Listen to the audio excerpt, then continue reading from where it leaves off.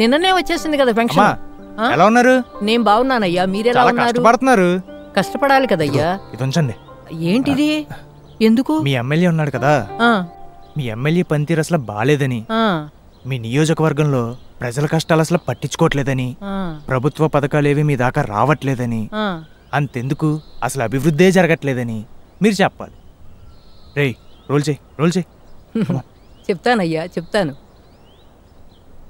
ఓటేశాక జనాలను మర్చిపోయి చాలని పెన్షన్ల కోసం ఈ వయసులో గంటల కొద్దీ లైన్లో నిలబడ్డా పట్టించుకోని ప్రభుత్వానికి ఓటేయమని అడుగుతున్నావయ్యా? ఇప్పుడేనయ్యా ఈ ప్రభుత్వం వచ్చిన తర్వాత జనాల బతుకులు బాగుపడుతున్నాయి. మా లాంటి కోసం వాలంటీర్లు పెట్టి ఇంటికే పంపుతున్నారు కదయ్యా పెన్షన్లు. లక్షలు పెట్టలేక ఎంతో మంది ప్రాణాలు పోతుంటే చూడలేక జక్కంపూడి ఫౌండేషన్ ఎట్టి ఉచితంగా వైద్యం అందిస్తుందయ్యా ఆ కుటుంబం. కష్టం వచ్చిందంటే చాలు ఆ కుటుంబం అంతా మాదే అనుకుండే మనుషులయ్యా వాళ్ళు. అట్లాంటి ఆయన కోసం తప్పుగా మాట్లాడమంటావా?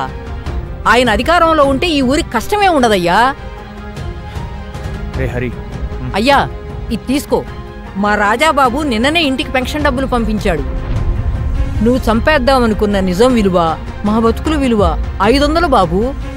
ఇవి కూడా తీసుకుని అదే జనాలకి గర్వంగా నిజం చూపెట్టు.